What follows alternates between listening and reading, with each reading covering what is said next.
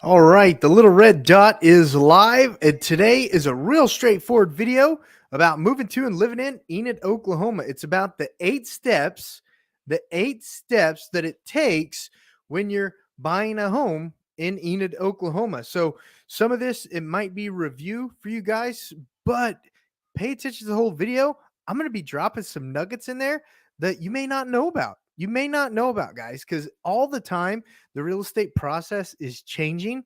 It's generally the same from start to finish over the last couple hundred years, ever since the United States figured out they could make money off of giving people patents to property. Um, but there could be some good nuggets in this video that you won't find anywhere else because I'm just Josh Barnett, and my perspective, my subjective view of the world and the process is different from anyone else, and that plays the part in umpires, in preachers, in politicians, in public figures. Everyone has their own subjective view, and I hope this video can give you a little more information, because the more informed you are when you're relocating to, moving to, or moving within Enid, Oklahoma, the less stressful the whole process will be. The more information you have, the less risk involved. Am I right? Am I right? Alex Ramogi says that. I think I listen to Alex Ramogi a lot, so he probably says a lot of things that I repeat because I listen to him a lot. If you haven't watched any of his stuff, look him up. Great guy, great business inspiration, amazing person. But that's not what we're here for. We're here to talk about your 8 steps to move it to Enid, Oklahoma. So let's go ahead and get started. First thing you want to do, give us a call. Numbers down below. Call the agents that I work with, the eXpRealty and I, so we could discuss your timeline, so we could discuss your wants, we could discuss your needs, we could discuss your projected price range. We could even discuss your exit strategy. If you're just going to be here for 3 years, we could discuss if buying or renting is right for you. Rent's 100% interest. At least buying, you are getting appreciation value, and you do get a tax write-off depending on if you need that. The standard deduction is so high now.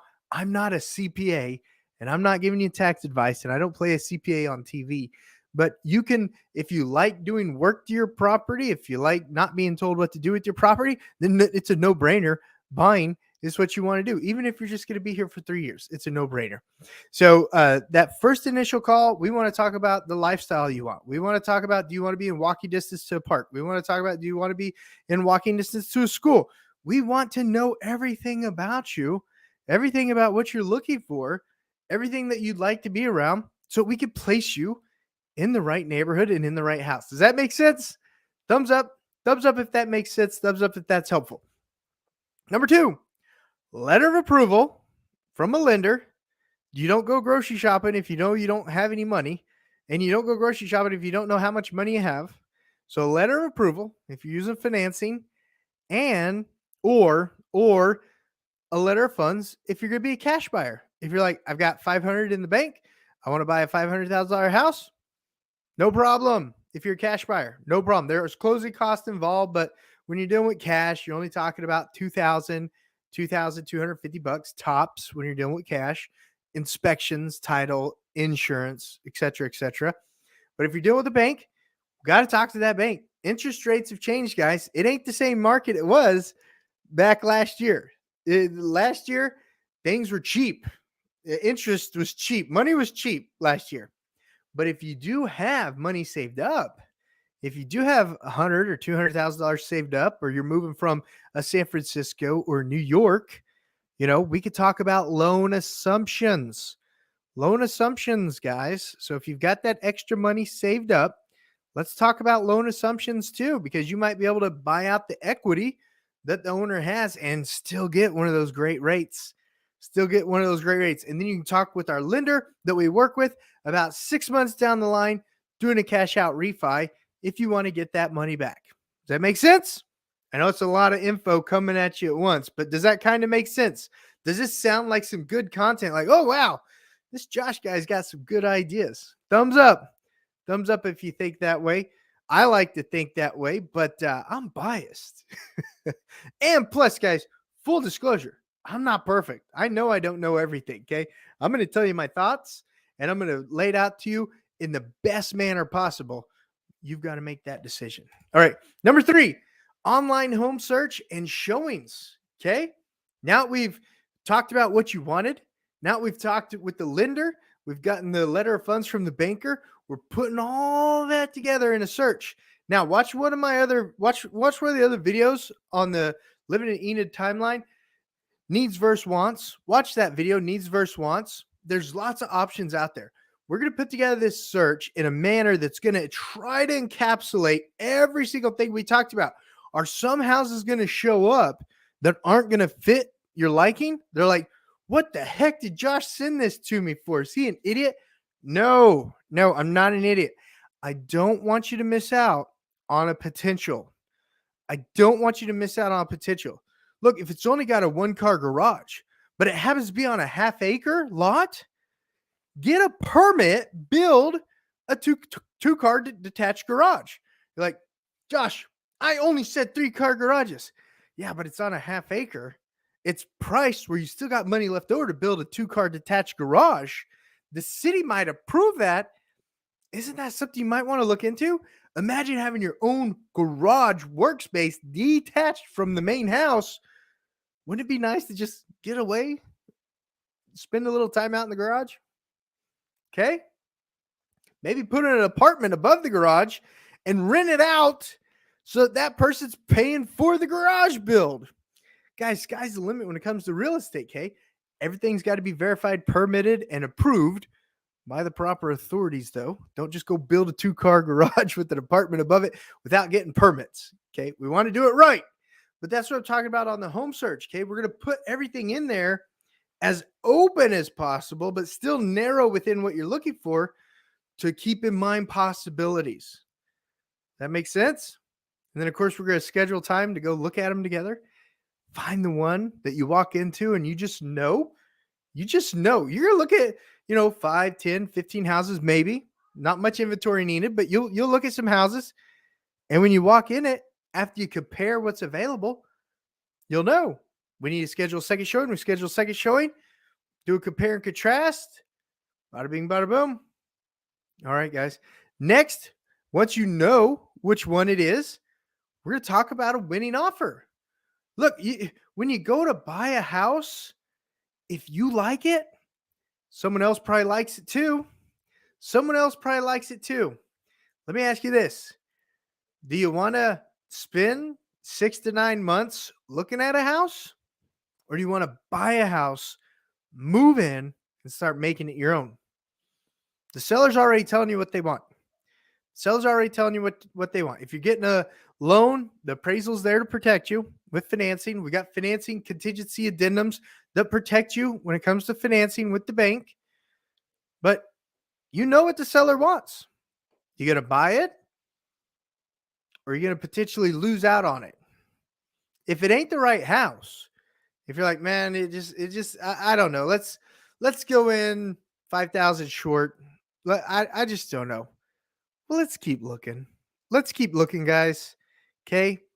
If it ain't the one, and what if the seller accepts your offer? Are you going to be happy? Or will you have buyer's remorse? Just make winning offers on houses you want to buy. You don't need to have buyer's remorse. Okay. Stay another month in the Airbnb. Yeah, it's expensive, but so's living in the wrong house. That's expensive.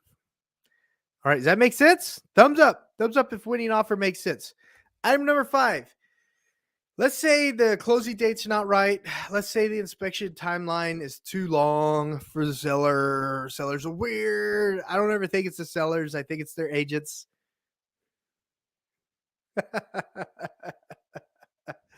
But let's say there's some negotiations with the offer. We iron it out. We make it a win-win. Look, if both people aren't happy at closing, it wasn't a good deal. Seller's got to be happy, and you as the buyer got to be happy. If the seller's not happy, you're not going to know everything you need to know about that property. If the seller's happy at closing, they're going to tell you everything about the property. They're going to tell you which neighbor to go to get the best cookies. They're going to tell you which neighbor has the high school kids that'll mow your lawn for $20 a mow. That's a cheap mow, folks. that's a cheap mode. It's got to be a win-win situation. So if there's negotiations that go on, let's see what the seller has to say, see if it fits our criteria, and we adjust. Okay. Then you get under contract. In Oklahoma, you get under contract, then you get to do your home inspections, you get to do the underwriting, and you get to do the title report. So the title company starts doing the title report. Make sure there's nothing weird on title. Sometimes it comes up. The underwriter starts really going through your financials. The LO, the loan officer is going to ask you for the same document you already sent them 3-4 times. Keep sending it to them. Okay. You're borrowing money. You got to get that. If you're doing a letter of approval because of the cash buy, you don't have to worry about the financing part. Don't worry about it. No problem. And then inspections, home and termite, main ones that show up in Oklahoma. If the roof year age is a little iffy, then we definitely want to get a roofer out there to check out the roof. If the roof age isn't too old, then, and it looks, the home inspector will tell us whether or not we need to get a second opinion on the roof. Okay. But after we go under contract, we've got typically 10 to 20 days to get all the inspections done. And then we decide, okay, is this house how we thought it was presented? If something major comes up, electrical, mechanical, aka heat and air, foundational, roof, plumbing, anything like that, probably want to negotiate that out. Honey-do list items, the seller can walk away. The seller doesn't have to agree to do a thing, and they could go walk away and work with another buyer. So honey-do list items, I'd still, it's not the market to try to ask the seller to do everything, especially on an existing home. New construction, that's different. It's supposed to be a new home. New construction is totally different. It's supposed to be a new home. So everything better be working as it was manufactured and intended to work. But existing needs to be material defect, needs to be something big enough, a safety concern, that you want to try to negotiate it out with the seller. Okay. Repairs, appraisal, and clouds on title. So we negotiate something out. Let's say the heat and air needs a new capacitor because it went out the day of inspections and the blower motor is not working anymore. Okay. Okay. Yeah. We need heat and air. We need heat and air. It's Oklahoma. You want heat and air. Appraisals. Appraisal comes back clean. No conditions. We're good there. Okay. Cloud on title. Let's say there's an old medical bill that has a lien on the house. Seller wasn't aware of it. It's only a $500 bill. The seller's like, nah, I'll take care of it. No worries. Okay. Those are examples of repairs you negotiate, appraisal things, and clouds on title. Does that make sense? Comment down below if that doesn't make sense. Call, text, or email us, agents at eXpRealty that I work with in the Enid, Oklahoma metro area. We're here to answer your questions, guys. This whole channel is to help you be an informed buyer and even informed seller in the Enid, Oklahoma metro area. When it comes to your real estate needs, we got your back. Give us a call, shoot us, text us an email. We want to earn your Enid, Oklahoma real estate business. Item number 8. All right, guys. Final walkthrough. Walking through the house, making sure it is what it is. Make sure some crazy windstorm didn't come through and blow some shingles off the roof. Make sure the seller's moving company didn't accidentally bust down a post on the front porch when they backed the U-Haul up to it.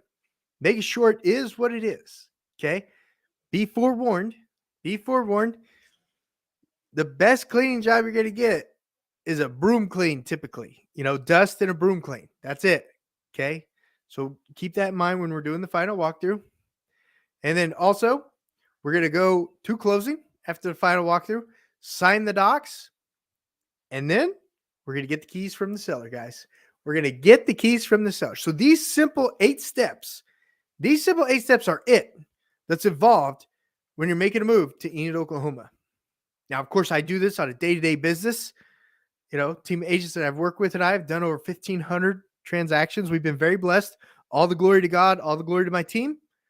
All the glory to amazing customers like you. Okay, so it's normal for us. I put all that information in a short 15-minute video. It's a ton of information. Give us a call, shoot, text, send us email if you have any questions about the process along the way. We're here to help you, and we've got your back when you're relocating to Enid, Oklahoma. If you enjoyed today's content, definitely check out all the other videos on the playlist. Check out all the other videos on the other playlist. The buyers frequently ask questions. The sellers frequently ask questions. We want to help you with all your real estate needs in Enid, Oklahoma. And I'll see you guys on the next video.